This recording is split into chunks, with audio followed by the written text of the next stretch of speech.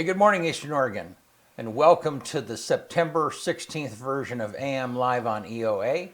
Your connection to Eastern Oregon, we're glad that you are here with us today. So if you want to find our content and you go to the best place to do that is go to eoa.network. That takes you to a link tree where you can find the location of our Facebook, Roku, website, all and places where this podcast will end up after we get done. And there's a place where, if you want to help support us, you enjoy our content, but you're not a sponsor. As you know, this content is made available because of businesses and sponsors that advertise on the show. But maybe you're just sitting at home and you enjoy it. There's a place where that you can chip some funds towards us and contribute to what it is we do. Glad you're here with us. Here in just a little bit, we're going to have Steve West is going to bounce in for a couple minutes and talk to us about an event that's coming up. How are you, man? I'm good. Yeah. I'm good. It's second Monday. We're there. But a lot of people were watching on Roku the football game on Friday night. A lot. Yeah. I know for sure because I had people messaging me outside of Facebook. Yeah. And they're like, I'll just message you on here. I'm not going to get on Right. Facebook and on Roku at the same time. Yeah. No, we were watching it on Roku at home, but I had the Facebook feed open to see the comments too. Yeah. That's a lot of people are doing that. Yeah. It works. I mean, Yeah. Roku, all you have to do is just search EO Alive. You'll see our green logo, and you can click on it, Yeah. and then you're there. I mean, it's free. It's an app. You have to download our app and then all of the stuff that we do. And it's a great place to find our stuff on demand too, because there are different below the live stream, there are different categories of like the AM live show, recent, the sports shows, which you've been doing a ton of interviews. Man. Well, it's this time of year. If Yeah. you look in like history, Yeah. the fall Yeah. is like the time where I really hammer it out. Yeah. I released 2 on Sunday, actually. Oh. No, 2 on Monday. 2 more come out today. Yeah. And then I still have 7 or 8 in the can that I got to get out. Yeah. I'll like do a few, and then I'll just be like, oh gosh, man, I'm sick of editing. I don't want to look at this. Take a break for a little while. Do Yeah. a couple. Yeah, I got two high school soccer players coming in today. Cool. Yeah, and my goal is to do all the high school senior fall sports athletes. Mm-hmm. I don't know if I'm going to get them all though, because there's a lot of football players, and I tried doing that once and it killed me. Yeah. Like I was really. I kinda remember, done yeah. for. Yeah, and so I have soccer done. I have boys soccer done. I don't have them out yet, and I'm right in the middle of finishing girls soccer. So we'll see, where it goes from there. But yesterday, the interviews that came out were EOU volleyball, and then today is EOU football. Cool. Yeah. Good stuff. Do you like connecting with the younger kids like that? I mean, It helps. So younger kids, man, it makes me sound so old. it gives me a better understanding of what's going on. Mm-hmm. You know what I mean? Because a lot of times we'll talk off camera, Yeah. and I'll get like like some stuff maybe that I wouldn't, that they might not want the whole Right. world to know about. You know what I mean? So it gives me a little bit better connection there, and it helps for taking pictures too if they know me. It kind of helps both ways. Like the pictures help me get them Yeah. to the interviews, but the interviews also help me for the pictures because then they'll pose or they already know me or they'll Yeah. share them or Yeah. So I mean I like it. There's a big benefit to knowing what's going on from the inside. Yeah, for sure. Well, hey, you want to do sports? Let's do it.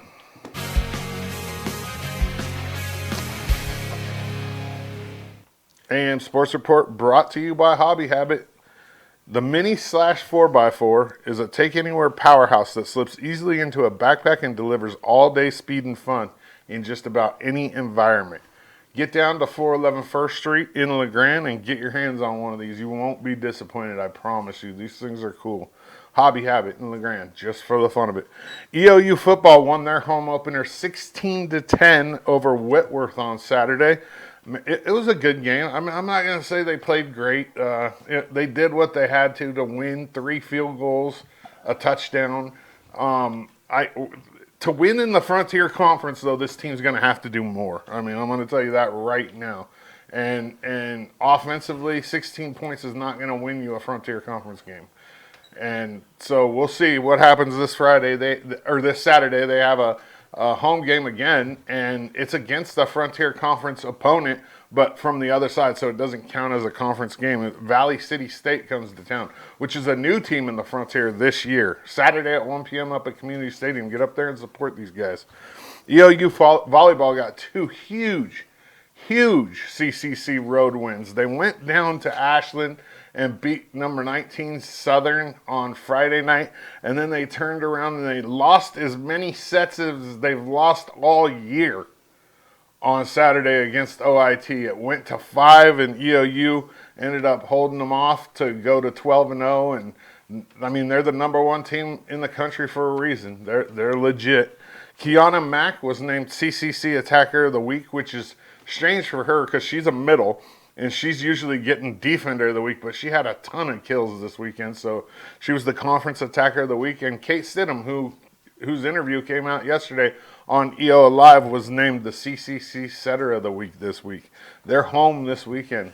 Bushnell and Corbin. It should be Corbin is always a battle. There was like 3 or 4 years in a row where Corbin and EOU met in the CCC tournament finals. Corbin's not as good this year. They're still a top 10 ranked team, so it's a huge game. EOU men's and women's soccer are both on the road this weekend. They go to Warner Pack and Walla Walla.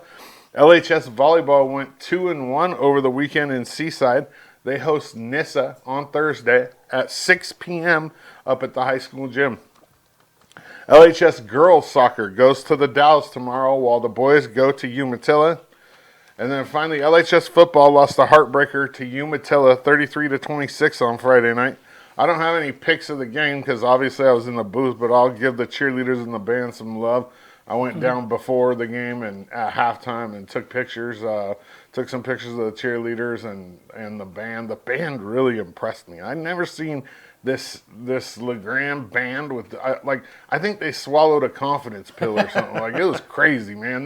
This band was out there rocking. It was really impressive. It really was. They're at home, Tigers, again this Friday. And on the OSAA schedule, it says 7, but I'm texting with Darren Goodman, the athletic director at LeGrand right now, and trying to figure it out because the high school is saying 6. As soon as I find out, I'll let you guys know. That game will be live streamed right here on the EO Live network, and then we'll also be carrying the Baker versus Vail game on our other channel. We have 2 live channels now on the Roku app, so on Facebook, you'll just see them stacked on top of each other, on different posts. But on the Roku app, there's 2 live window channels side by side. And so you'll have LeGrand and Burns on one, Baker and Vail, which that's kind of cool, actually, because it's the GOL, versus the 3. I don't remember what the league they're in is called, but they're both in the same league, and they're both top 5 teams, too. So, I think Burns is number 1 in the state in 3A, and so LeGrand's going to have to bring their A game for sure. If you're interested in advertising during football, there's still time. Message us or send an email to office@eoalive.tv. I'll talk a little bit more about Valley and GOL football on Thursday. AM Sports Report brought to you by Hobby Habit, just for the fun of it. Good stuff, man. Thank you. Yep. All right, let's take a look outside. And, man, it's pretty out there this morning. It's supposed to be a beautiful day, yeah. Except for you see the dirty camera lens there that we can't reach, but that's all right. Send Benny up there on a stick or something. That would be a video segment in and of itself, right? I'd love to video that. Him on a little wobbly ladder getting up there trying to clean that. Yeah, get you on a step stool. Yeah, when I'm you not get doing wobbly. that. That's above my pay grade. Literally. All right, show us the graphic here, Bennett. So 80 degrees today, 43 tonight, and then tomorrow. Warms up. A little bit more, but same. Yeah, and mostly, do we see any moisture there? None in the near future. Thank goodness. Yeah. So We got a little dose of moisture on Sunday night. man, it just kind of rained. It's really it was a soaker. I don't know how much. I'm not going to be We got- upset if this holds on until the end of September, like this trend right here. That Yeah. would be all right in my Those- book. Those cooler nights, though, that's always a sign that fall is coming. So, yeah. Well, glad that you guys are here with us today, and we're going to take a little break. We'll be right back with Steve West.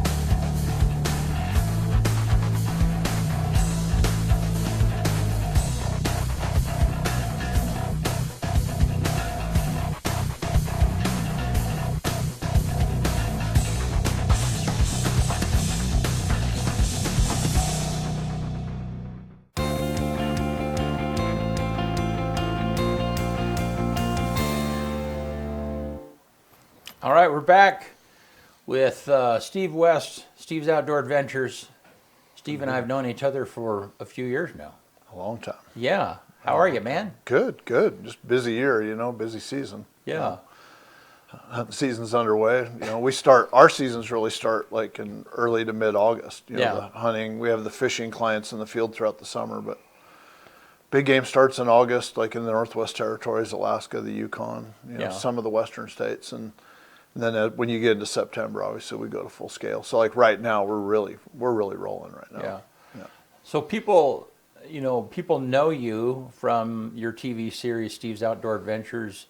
You've been gracious enough to give us access to several of those episodes, and Yeah. we've shown them on our stuff. But what really kind of is your bread and butter is scheduling trips, right? Oh, yeah. I mean, yeah. So, Well, Steve's Outdoor Adventures was originally like a guide and outfitter service for a long time. That's how I cut my teeth in the industry. And then I transitioned into being like a hunting and fishing consultant, a booking agency. I'm like a travel agent for people who want to use outfitters and guides. yeah. We make sure that people, go with the right outfitter, get in the field with the right guides. Kind of like a good travel agent, make sure that you stay in the right hotel or go with the right cruise line. Yeah. And so then are you still doing TV? Kind of tell me how your world is blended over the Well, years. We have the media house, have some really good guys on the team, but we have the Steve's Outdoor Adventures hunting series, which is in its 24th year on television now, airing on Sportsman Channel 4 times a week. It's Outdoor Channel, Sportsman Channel, World Fishing Network. They're all owned by Stan Kroenke and Kroenke. I think it's called Kroenke Outdoor Entertainment or something, KOE. But so we were on Outdoor Channel for a long time, then transitioned to the Sportsman Channel, and it's just been a real good fit for us. And then this July we launched the new Steve's Outdoor Adventures Fishing with Wesley series, which is specifically about fishing trips. And Wesley White, a guy that works for me, is actually a very talented photographer and videographer. Also happens to be a world-class fisherman. This guy could catch a steelhead in a mud hole along the Grand Ronde River just somehow, right? I mean, that's his forte, and he's quite a character. And so it was a natural transition to get him in front of the camera some of the time now, which has been really neat. So like they just returned from reconning a new area in northern British Columbia, filming a series up there. I was in Alaska filming fishing episodes. So it's not like I'm totally disconnected from it. I still host it. Yeah. But it's truly fishing with Wesley because he's going to be able to show people better, more advanced fishing techniques than I ever could. Yeah. How's that transition been for him going from behind to in front of the camera? I think pretty naturally, honestly, because he's watched me for so many years in front of the camera that he's become a pretty good field producer in his own right. So he knows what to look for when I'm in front of the camera. And then the first few trips, it was, I try to help him where I can. I'm not going to say I coach anybody up, in terms of being in front of the camera, but understanding your camera awareness, what you say, how you look at the camera, how you approach your role in front of the camera. One thing about outdoor television, hunting, fishing, it's as real of reality TV as you can get. There's, you have an outline for what you want to do that day, but really Mother Nature dictates the script. And so you really can't ever become like a character. So it's not like he has to develop a character. Right. He just has to be himself, and himself is quite enough for the fishing community. So. Well, and I did editing a couple of shows for you, and it kind of changed my perspective on reality TV. Oh, yeah. You and I started early, and you would go do a hunt, and then you would come back and you would shoot what you call a spine. I don't know if you still, and we don't change our terminology. yeah, and it's essentially, and I use that term when we talk here too, because it's kind of it's you telling the story, and then like in a stand-up interview, and then you're adding the B-roll and letting the story kind of put it together in segments. Yeah. But when I started editing that, I remembered and it was a bow hunt and it wasn't for you. It was one of your friends, and it was, I mean, you're assembling the pieces to make a story. Yeah. Yeah, and The story's told. We Right. just have to tell it. Right. Yeah. Once you just have to lay it out in the video format, and then a lot of times the spine is just narration to audio that's missing in the field. Yeah, And, you're connecting it together. yeah. Right now, one of my biggest focuses individually is saying enough in the field as things are happening that we never have to put together like narration or spine again. Right, yeah. Like in post, it's just already there. Right. If we film it in the field, it flows better. I really want people to enjoy watching the show. Right. And feel like they're there with us. And that's one of the reasons why it's been such a great tool for us in promoting our hunting and fishing destinations, because we're trying to take the viewer and give them the feeling that they're there with us so that they know exactly what the experience would be like. And that then generates interest for them to contact us and book that trip for themselves. Yeah. So, That's very cool. yeah. But having a national audience, or I would say even a North America audience, because we are in Canada on networks in Canada too. Having a North America audience really has given us a great reach, and we've been trying to not just increase our global reach to attract customers, clients, and viewers from all over the world, but I think something that you're gonna see more from us is trying to have more of a local reach as well, like be able to have some outreach on a local level, help local businesses, help local people who want to get into the outdoor industry, help local people be more successful in the field, because we get asked a lot, and I'm like, well, I'm not going to be here. I'm generally not always here during the hunting season, but we're going to try to maybe help more or have a better call it influence locally. Yeah. So, and you're putting together an event. I mean, Oh, yeah. talk to us about what's happening in Sure. that vein. I mean, I've watched you over the years, and you are always super generous. I mean, your heart really is where you're living. Your heart is here. Sure. And I've seen you do youth events, and you do a lot of stuff. But talk to us about this particular thing that you got going on there. Well, look, I get asked a lot by people locally, hey, can you help me sight in my rifle? How do you do this? Why does this happen? Why is my gun not shooting well? Why is my bow throwing arrows all over the place? I get a lot of questions just in general, and it's hard for me to, invite everybody down for like a sit down. It's like, Yeah. okay, bring me your hunting rifle. What's going on with your hunting rifle? Let me see if I can help you, because it'd just be a revolving door. I'd never have time to do Right. my actual job. And I was talking to Carl Baum at Oregon Trail Trader one time, and he said, I think it'd really be beneficial to do like a range day locally, where we invited people to come to the LeGrand Rifle and Pistol Club and help them. just do it in mass, like 1 day massive event, 2 days, whatever it might be, but put together like an event and do it right before deer season opens. And I thought, wow, man, that's actually pretty smart. I wish I had time to do that. Well, then my schedule started laying out in front of me. And Carl brought it up again. I said, I'm going to be home that weekend of September 27, 28. And I've got all my employees. For those that don't know, I own Pendleton Ammunition and the Adventure Armory. And we ship, custom hand-loaded hunting ammunition all over the United States. We ship it, we ship ready-made rifle packages, rifle scope, ammo, suppressors to hunters all over North America. We do about this much within a 100-mile radius of us. It's just, it's not a local business, because I also don't necessarily want to impact somebody like Carl's and local business, stuff like that. And ours is more of a high-end industry. And I told him, I said, I'm gonna be home that weekend. Do you want to do an event? And he said, yeah, let me talk to the club, because I think he's a chairman or the president or something. He's like really involved with the LeGrand Rifle and Pistol Club. And, and basically whatever we did there, it had to be a public service. It had to be a service provided to members and non-members, something that benefited the public, which was our only goal to begin with. And so he put together a proposal, came back to me and said, okay, it's good. Here's what we want to do. So on September 27th, we're going to run 3 sessions. And you have to RSVP for these sessions.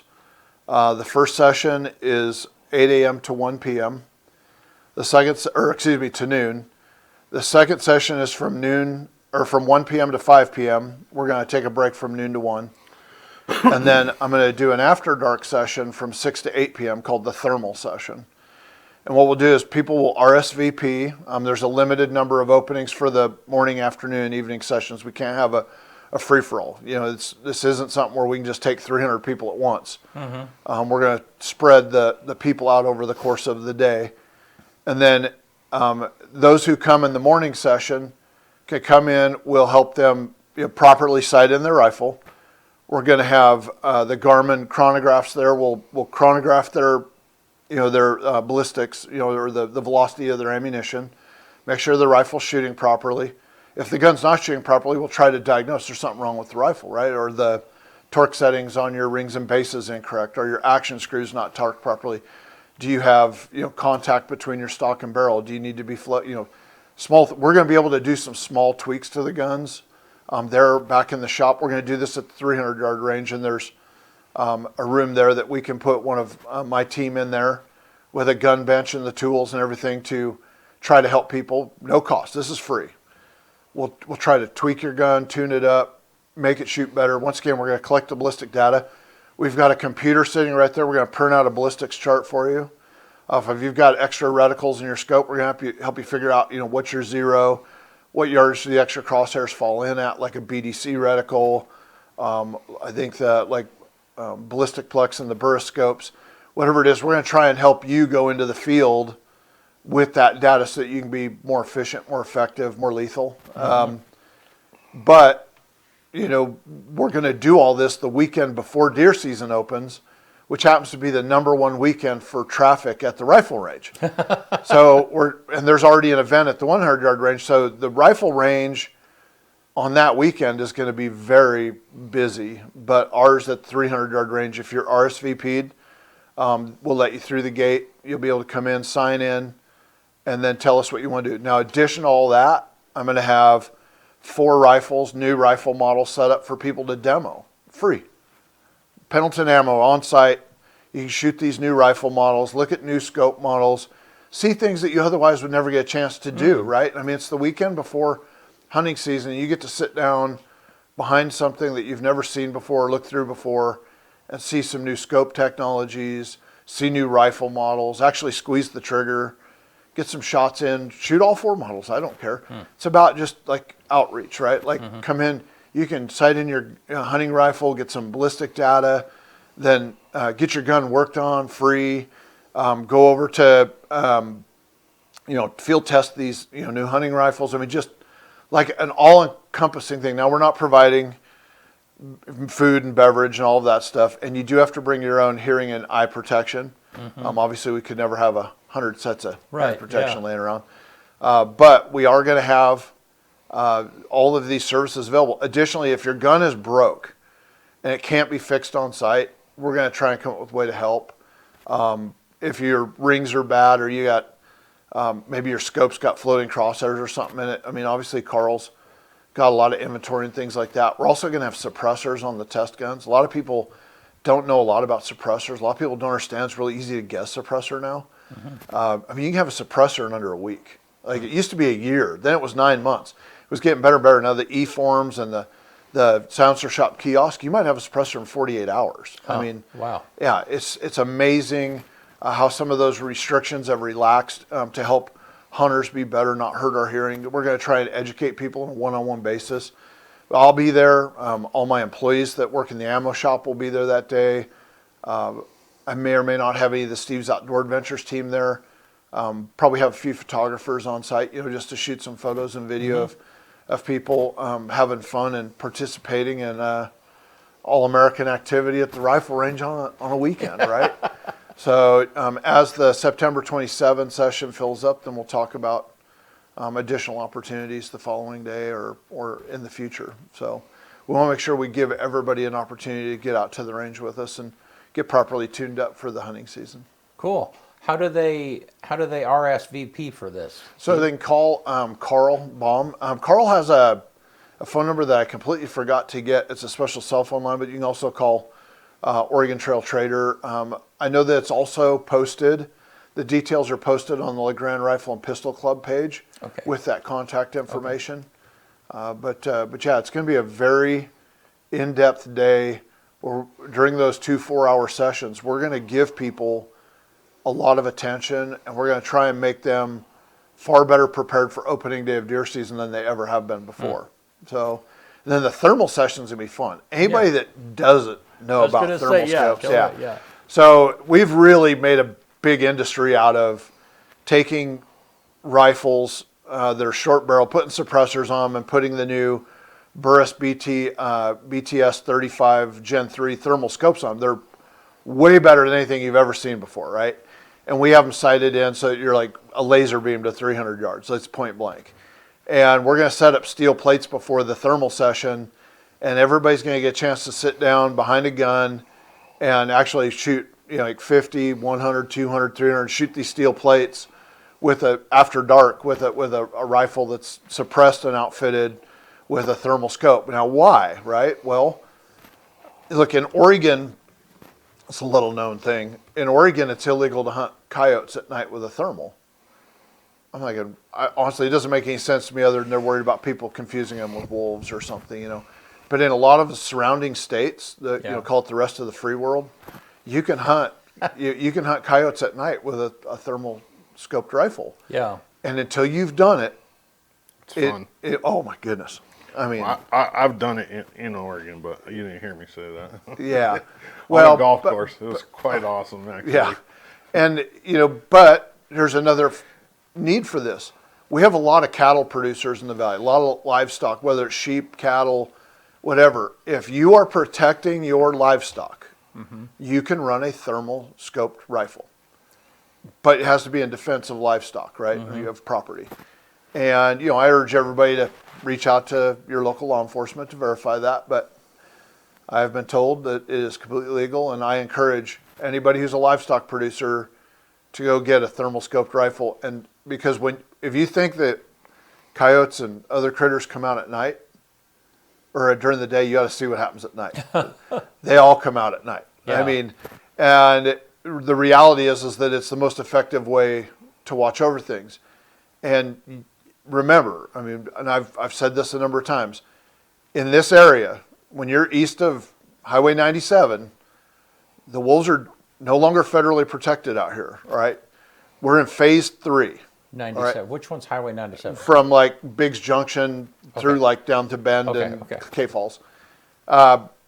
East of that highway, we're in phase 3. And that means if you catch wolves in the act of biting, chasing, harassing, if they're depredating, shoot them, all right? You don't have to tolerate it anymore. You don't have to take loss. And you don't have to worry about persecution from law enforcement. I posted that video. I was there with Oregon State Police, Union County Sheriff's Department, and the Oregon Department of Fish and Wildlife. They came out, they investigated it. I helped them haul the wolf over the fence and throw it into the back of the ODFW truck, and they hauled it off. I wasn't ticketed. I wasn't harassed. It was really not a big deal. I Yeah. thought it was very simple. Did it take a minute of my time? Yeah, who cares? If we don't start teaching these wolves that they're going to get shot, because they're never alone, right? You might only see one, but there's another one watching somewhere. If you don't start taking care of this business, then it's a problem. But yes, if you get a thermal scoped rifle and you learn how to operate at night, number one, you'll want to watch over your livestock every night. Because you see so much more after dark than you could have ever dreamed. Yeah.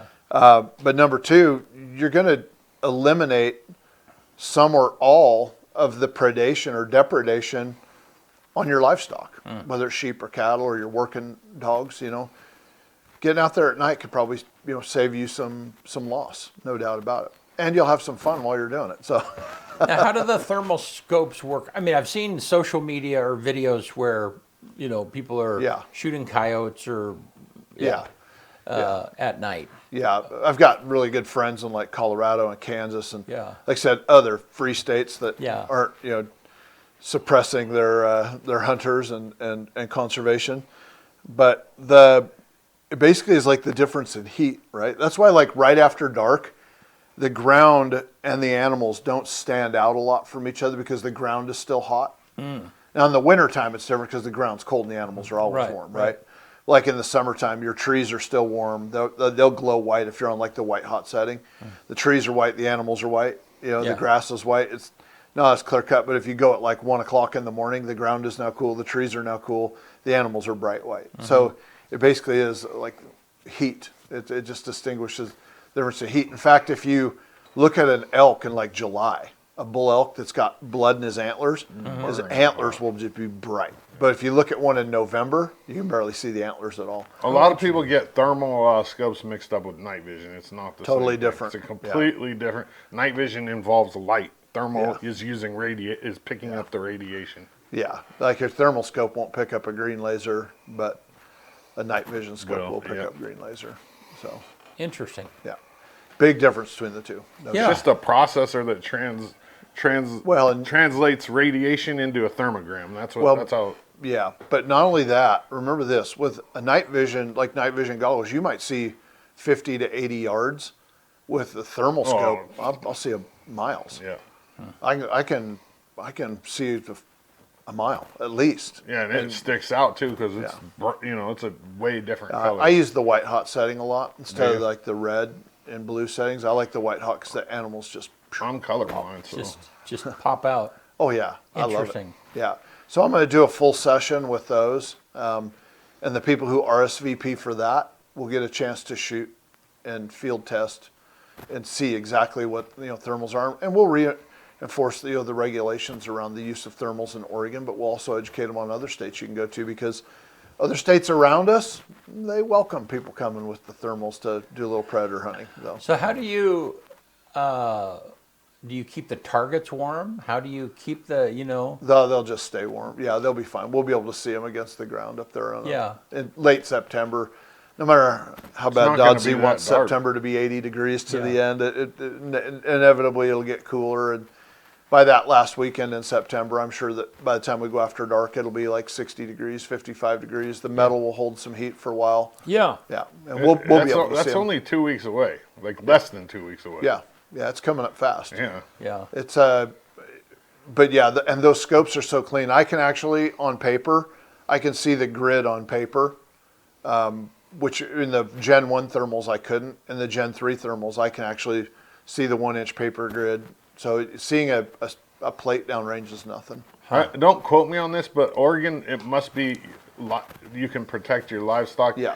and your property because, like I said, I'm pretty sure we were doing it legally on a golf course, and we were shooting because they were tearing up the golf course. I mean, literally. Yeah. And Was then it coyotes? my father-in-law has a farm in between Lebanon and or my ex-father-in-law, Sweet Home. And he sits out there with a suppressed 44 mag with a thermal scope on it at night and shoots nutria, Oh yeah, which are tearing up his farm. I mean, that's yeah. like I said, I definitely always encourage people to reach out to your local. Yeah, so you know, Yeah, right? so Yeah, you know, so you're but- not just going out there Yeah, flinging. but I will tell you right now, no one's going to cite anybody for protecting livestock. I don't Yeah. think so. No or way. or your property. Yeah, or I property. mean, Yeah, it's like why would you ever stop somebody from protecting their livestock well-being, and yeah. whatnot? So, but yeah, the use of thermal scopes it's fun It's so and fun. effective, very It's effective. so fun. It's a whole different world. How many years ago did you do that? That was I've been back here for 8, so that was probably like 10 years ago.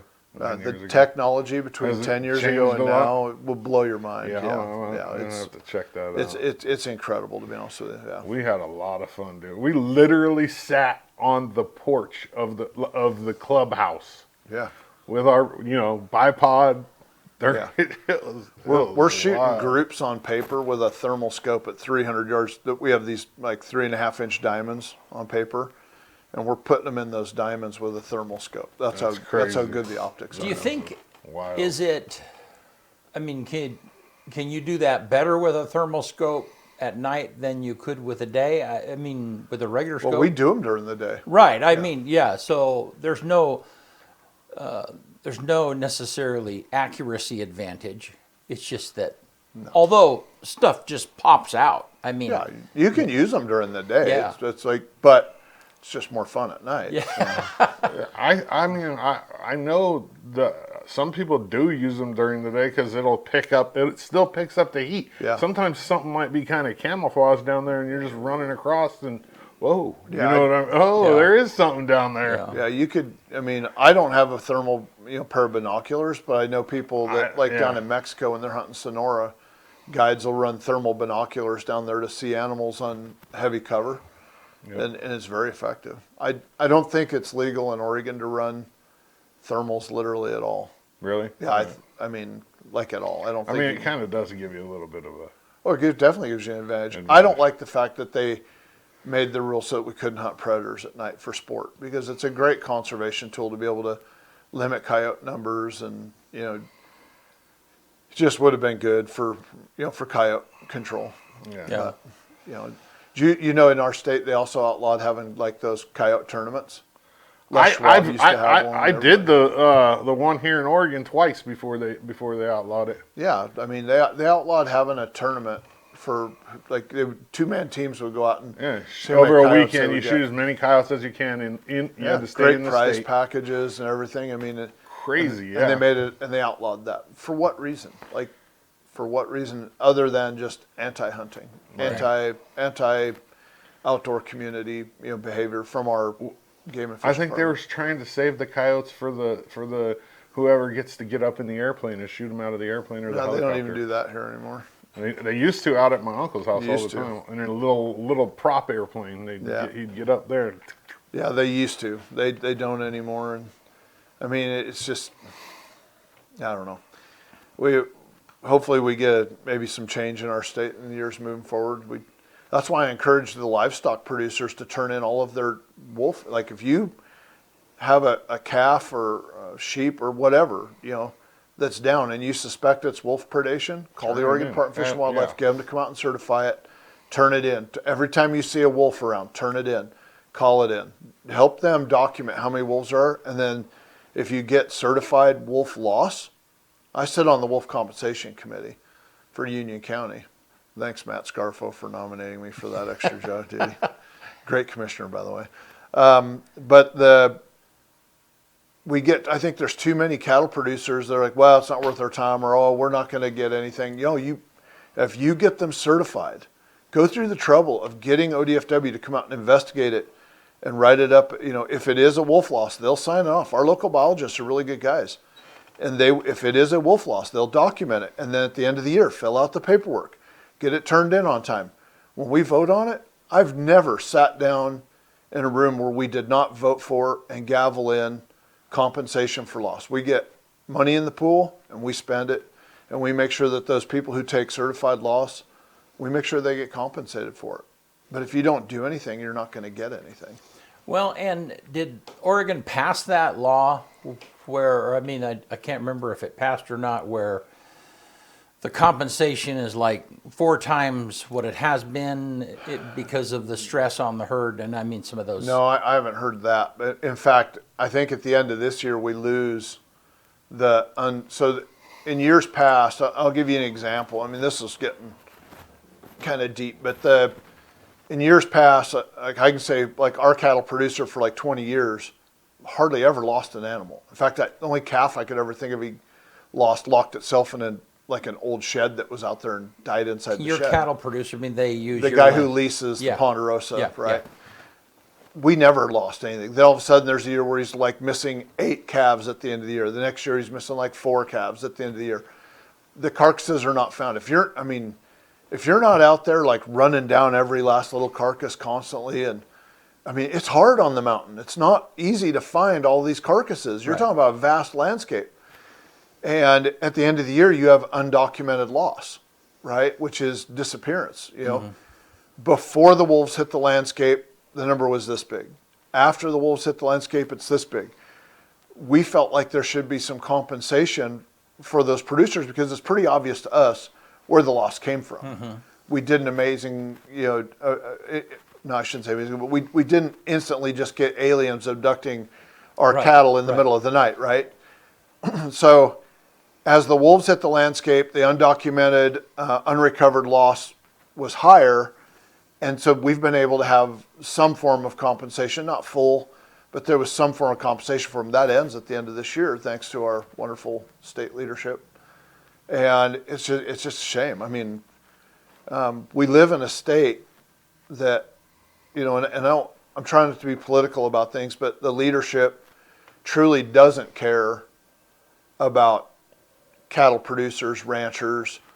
They don't care about, big game numbers or hunting or any of that. They truly don't care. And it's not anything that they're passionate about. It's not they live in the concrete jungle, whether it's Salem, Eugene, or Portland. These things don't impact them on a daily basis. They don't come out here and live it, And honestly, if you think about like who our governor is, right? Do you think our governor cares this much about Union County, Oregon? No.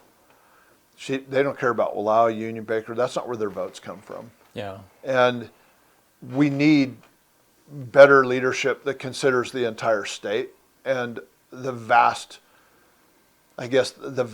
vastly or greatly different needs of the different communities and personalities. And, our state's very different Right. from region to region. And I hope that someday we get leadership that looks at all of us for who we are and the regions we're in, and we get governed for everybody instead of just one, call it the Keep It Weird community down there.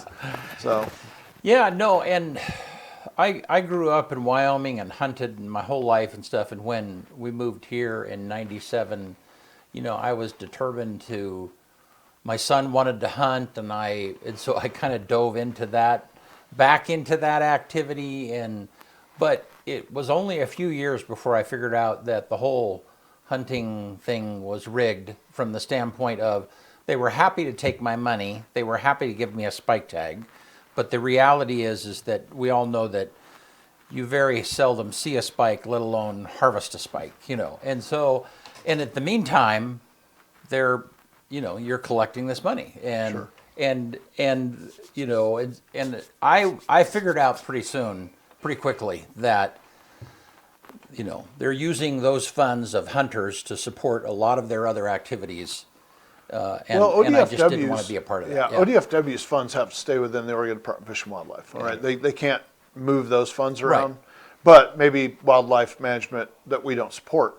I will say this: when I look at like the early 90s, like 1989, 1990, 91, they went to spike-only regulations in some of these Northeast Oregon units for a reason. There was a lot of spikes back then, too. Well, no, I mean, when they enacted it, you couldn't find it. There was places you just couldn't find elk. The elk numbers were way down. They wanted to still have a hunting season so that people still went in the woods, but they had to give elk that made it through that year a chance to get age and maturity and start breeding, the cows. And now the elk populations are moving back up, and Now we've got more stable herds. We've got, things are better. I actually hate the spike only tags. I'd love to see them abolished entirely right now, but that doesn't mean you turn it into a free for all on branch antler bulls, because in today's world of social media, if someone saw a giant bull over in XYZ over in the honey hole, everybody in the world would go there and there wouldn't be an elk left there, right? So you still have to have a draw. But in Oregon, just, I guess, balance this out. Yeah, you can choose to hunt or take a spike only tag, let's say in a particular area. But if you want to hunt for branch antlered bulls, the entire western side of the state, not all of it, but most of it is over the counter branch antler bull tag. There's cow tags for in the valley, the depredation tags, vast areas where you can get it. If you buy this over the counter tag from August 1st to November 30th, your tag's valid to hunt for a cow elk.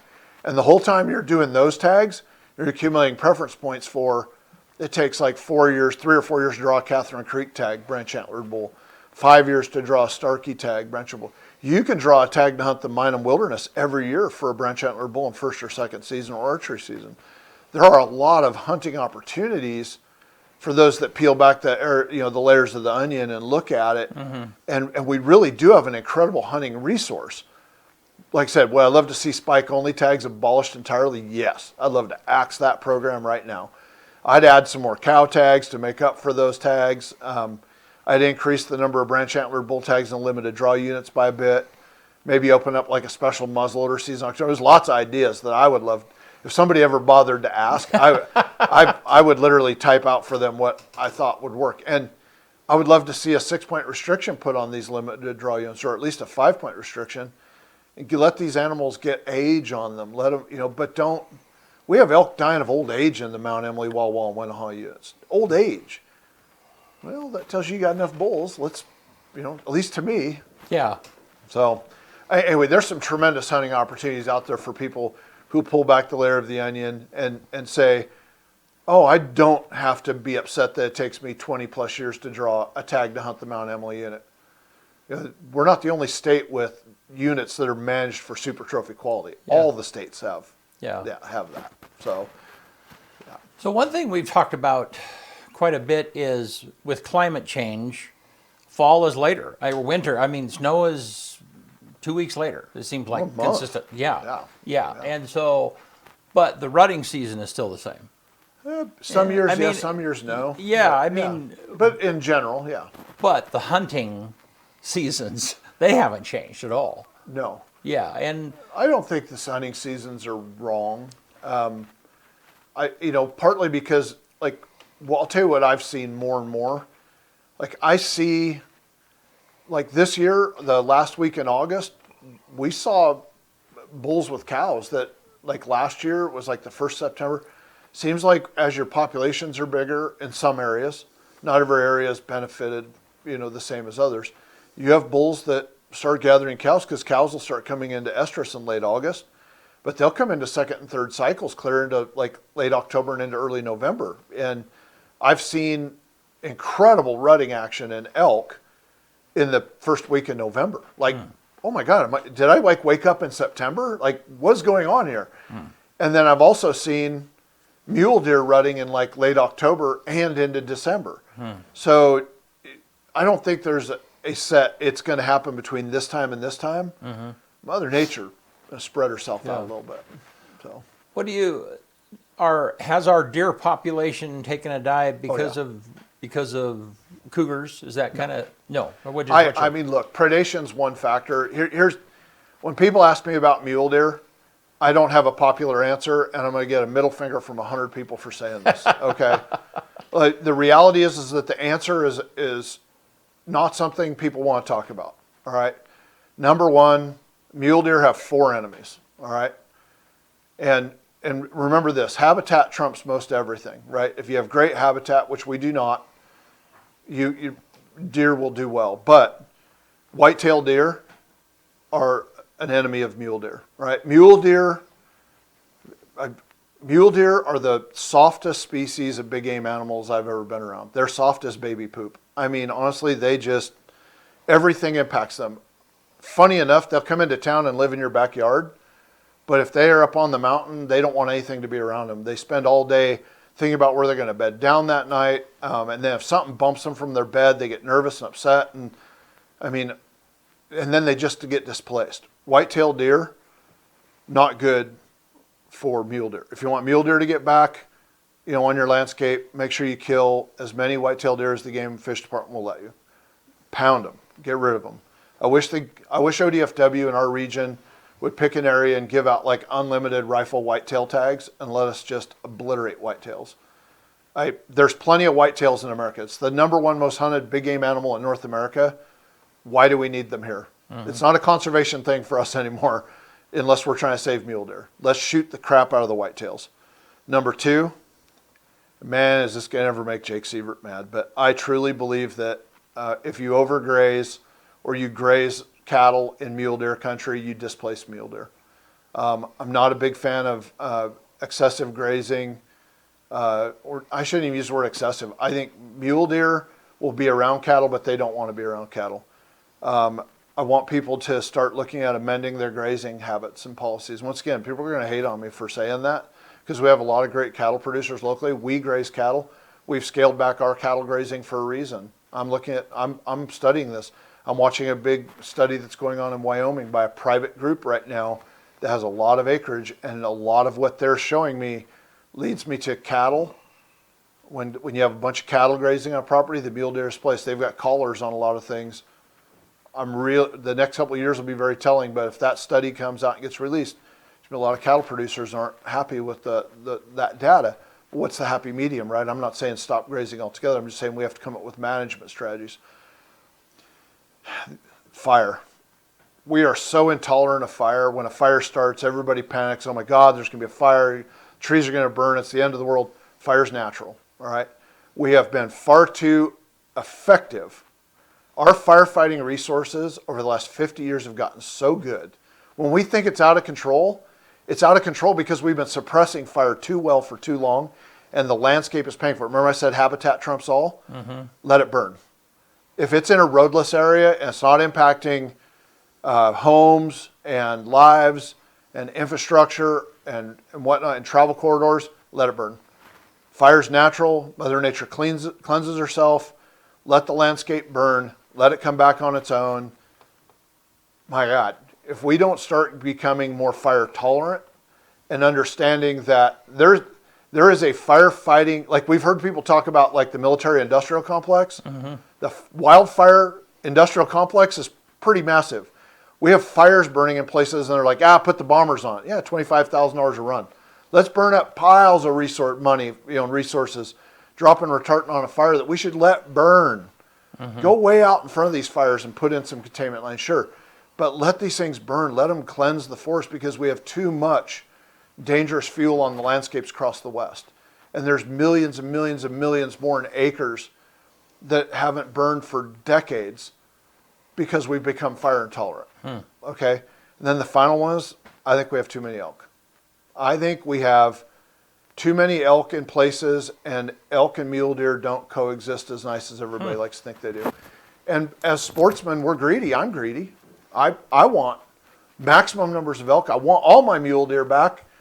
I want to be able to have it all, but you can't. It's like you can't have domestic sheep and wild sheep in the same landscape. They get disease. They have problems. We can't have it all. We can't have all the elk. We can't have all the mule deer. If we want mule deer back, we have to start managing for mule deer. Otherwise, we're not going to have mule deer 100 years from now. And I applaud ODFW for saying, hey, we're going to start tracking mule deer, and we're going to change the units up to being different than they are, and we're going to do hunting units based on where the deer live the entire year rather than where they are part of the year and where we're counting them parts of the year. Great. That's just the tag numbers. Now let's start talking about the landscape and how can we manage the landscape better so that we have better browse forms, so that they're healthier, they don't have the malnutrition issues. Let's manage the landscape so that they don't have herds of elk pushing them out. They're not competing for browse.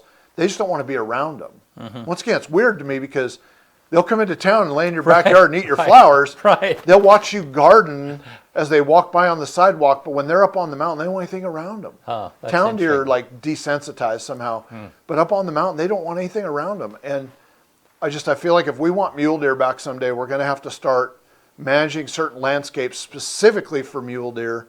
And it's hard to tell ODFW that because elk tags are twice the cost and value as mule deer tags are, and they're far hardier animal, like whitetails. It's easier for them to manage for whitetails than mule deer, because mule deer are like cockroaches. You can drop a nuke out there, and there'll be two animals left on the planet. There'll be whitetails and cockroaches.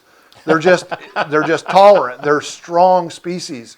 Elk and whitetail, they're easy to manage for. Or whitetail, mule deer are not easy to manage for, and I think it's something that's just going to require conversations that people don't necessarily want to have. Interesting. There, I said it out loud. Everybody can hate on me. So let me ask you one other thing before we quit, and that is, I mean, a lot of what you do, I mean, what you do for a living is private hunts. You take people with funds to private lands Or public. Right. Yeah. There's some outfitters operate public lands. Yeah, but talking about the average hunter out there, they're not going to pay for a hunt. They don't have that money. Sure. You know, what is your advice for them? How do they succeed? Well, look, first it comes with like research and getting off the couch. Okay. Don't be the hunter that sits on the couch all year complaining about things, getting whatever tag it is that you're getting. Don't do any pre-scouting. Don't spend any time at the range. Don't be prepared physically. Don't be prepared mentally. Don't pre-scout the game. Don't make sure your weapon's proper before you go in the field. If you don't know exactly where that bullet's going to hit, don't squeeze the trigger mentality for me. If you're going to be the average hunter that goes in the field, if you want to be successful, once again, pre-scout the season, get in good physical condition, make sure that your rifle's tuned properly, it's sighted in properly. That's why we're going to have that September 27th thing. Watch the animals, get some hunting buddies, make game plans, and then don't just drive around in your truck. Right. Yeah. Get out of your truck. Use the hunting skills that your father and grandfather and great-grandfather used to be successful in the mountains. And if you do choose to ride around your truck at the end of the season when you haven't seen anything and your tag is still unfilled, and you're pouring ketchup on it, don't whine and complain about not seeing any animals, right? Yeah. If you want to be successful, dedicate yourself to being successful, even if it's just a little bit. Not everybody has unlimited time to spend every Saturday on the mountain glassing and hanging trail cameras and going to the rifle range, but put forth some effort. But that's where it really starts for me, is the number of people who don't do anything and just walk into the woods expecting for deer and elk to fall out of the sky for them. That doesn't happen, right? Yeah. You might get lucky once in a while, but the reality is you've got to get out there and put in the work if you want to be truly successful. And number two, research. Oregon Department of Fish and Wildlife has population statistics, all of that. Figure out what units to hunt to have the best, population numbers for the animals that you're wanting to pursue. Is there a tag available? Make sure you're putting yourself in the right areas to give yourself an opportunity to be successful when you put forth the effort. Cool. Good. And somebody can walk into the ODFW office here locally, and I mean, for a while, yeah, okay. They're open, yeah. Okay.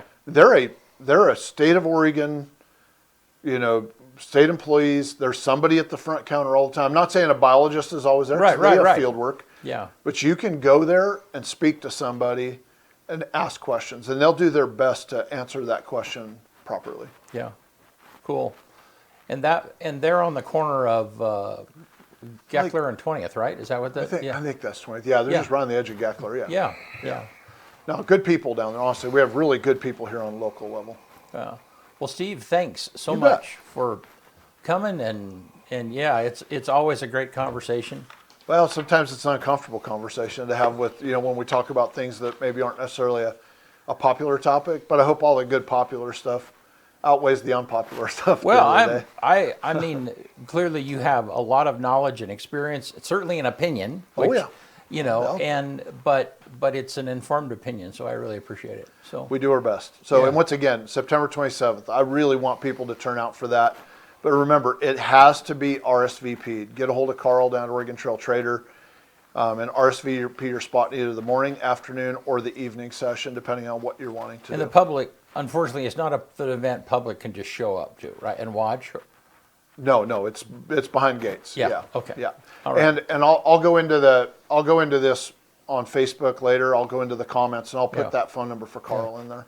So. It's already there. Oh, Yeah, you I already think- did? yeah, Oh, thanks, Doug. yeah. Yeah. Well, I put the link to the webpage. Oh, cool. Okay, very good. To Very the good. Grand Rifle and Pistol Yeah. Club, Yeah, to 'cause the actual day. Yeah, 2025. definitely reach out and RSVP. We'd Randy love to Day. have everybody out there. We'll do our best to help everyone. Well, cool. You know, a number of years ago, they used to do a machine gun shoot up in Enterprise.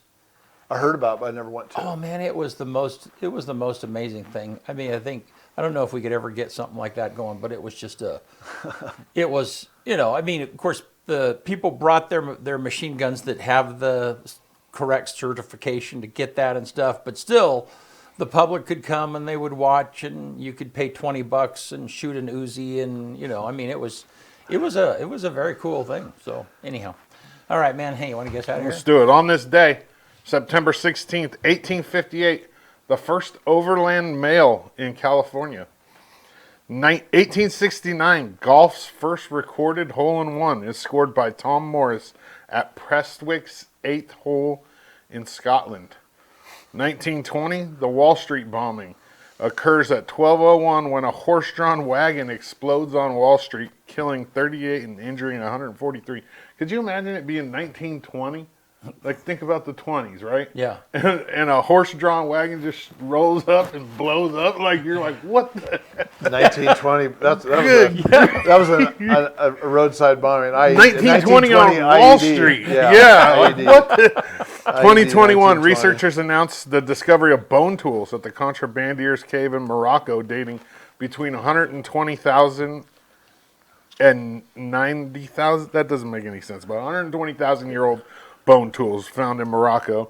It's the earliest evidence of humans making clothes. These tools were used to make clothes. Not to interrupt, would that be considered domestic terrorism back in 1920? I mean, I would think so, unless they weren't domestic. 2024, American soul mogul Sean Combs is arrested and charged the next day with sex trafficking, racketeering, and transportation to engage in prostitution. He's still in jail. His trial's not over yet, I don't think. The number one movie in America on this day in 1995, Seven, with Brad Pitt and Morgan Freeman. And then the quote of the day comes from John Sinclair. Failure is a bruise, not a tattoo. One more time. Failure is a bruise, not a tattoo. Did you see Seven? I mean, I'm sure I Man, did, but I don't remember that's one of those it. movies Is it that- the Seven Deadly Sins movie? Or is Yes, that, it is. But it's a okay. movie. It's like you really only need to see it once. It's just like, I mean, really, Kevin Spacey is the bad dude in that, and man, he was really good at being bad. So anyhow, hey, He's thanks. really good at being creepy, too. Yeah, he is. Thanks, Steve. Appreciate it. Yeah. And we'll see you guys Thursday right here. Mark Browning, president of Blue Mountain Community College, will be right here with us. See ya. See you soon.